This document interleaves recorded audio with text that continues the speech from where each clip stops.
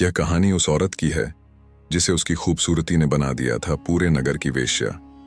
दरअसल यह एक ऐसी स्त्री की वर्षों पुरानी कहानी है जब उसका सौंदर्य ही उसका सबसे बड़ा शत्रु बन गया और उसे अपनी अस्मिता समाज में अपने सौंदर्य के कारण गंवानी पड़ी। वह मात्र एक नहीं बल्कि पूरे राज्य के भोग की वस्तु बन गई। इतिहास में इन्हें आम्रपाली के नाम से जाना जाता है, लेकिन इनका एक नाम अम्बपाली या अम्बपाली का भी है। आम्रपाली बेहद खूबसूरत थी और कहते हैं कि जो भी उसे एक बार देख लेता वह उस पर मुग्ध हो जाता था। इतिहास की माने तो अजातशत्रु उसके प्रेमियों में था और उस समय के उपलब्ध साहित्य में अजातशत्रु के पिता मगध के राजा बिंबिसार को भी गुप्त रूप से उसका प्रेमी बताया गया है। बिंबिसार का उससे एक पुत्र होना भी बताया जाता है।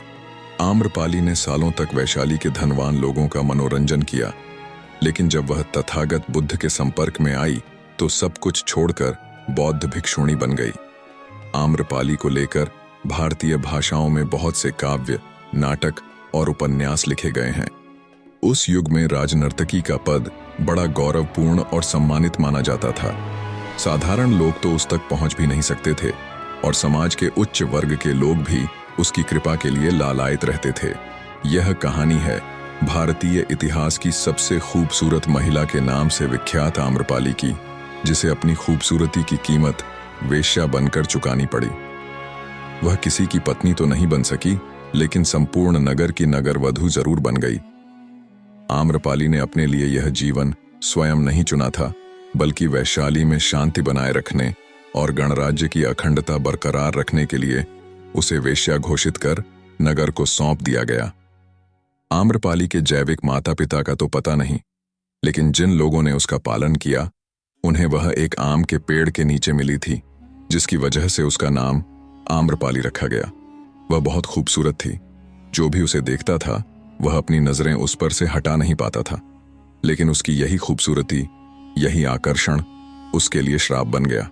आम्रपाली जैसे जैसे बड़ी होती गई वह और भी ज्यादा आकर्षक दिखने लगी। इस वजह से वैशाली का हर पुरुष उसे अपनी दुल्हन बनाने के लिए बेताब रहने लगा।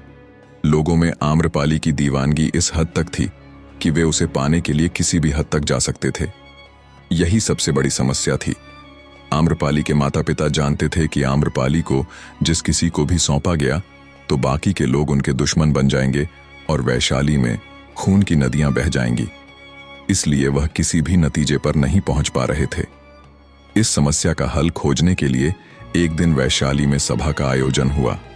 इस सभा में मौजूद सभी पुरुष आम्रपाली से विवाह करना चाहते थे, जिसकी वजह से कोई निर्णय लिया जाना मुश्किल हो गया।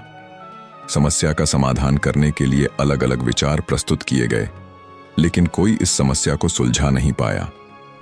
अंत में सर्वसम्मति से आम्रपाली को नगरवधू यानी वेश्या घोषित कर दिया गया।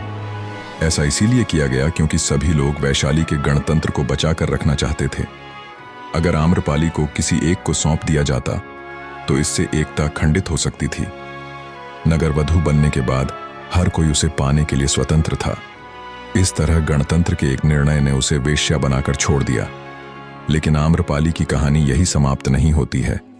आम्रपाली नगरवधू बनकर सालों तक वैशाली के लोगों का मनोरंजन करती है, लेकिन जब एक दिन वह भगवान बुद्ध के संपर्क में आती है तो सब कुछ छोड़कर एक बौद्ध भिक्षुणी बन जाती है। बुद्ध अपने एक प्रवास में वैशाली आए। कहते हैं कि उनके साथ सैकड़ों शिष्य भी हमेशा साथ रहते थे। सभी शिष्य प्रतिदिन वैशाली की गलियों में भिक्षा मांगने जाते थे। वैशाली में ही आम्रपाली का महल भी था। एक दिन उसके द्वार पर भी एक भिक्षुक भिक्षा मांगने के लिए आया। उस भिक्षुक को देखते ही वह उसके प्रेम में पड़ गई। वह अपने परकोटे से भागी आई और भिक्षुक से बोली, आइए, कृपया मेरा दान ग्रहण करें। उस भिक्षुक के पीछे और भी कई भिक्षुक थे। उन सभी को अपनी आंखों पर विश्वास नहीं हुआ। जब युवक भिक्षु आम्रपाली के भवन में भिक्षा लेने के लिए गया तो वे ईर्ष्या और क्रोध से जल उठे। भिक्षा देने के बाद आम्रपाली ने युवक भिक्षु से कहा, 3 दिनों के बाद वर्षा काल प्रारंभ होने वाला है। मैं चाहती हूं कि आप उस अवधि में मेरे महल में ही रहें। युवक भिक्षु ने कहा, मुझे इसके लिए अपने स्वामी तथागत बुद्ध से अनुमति लेनी होगी।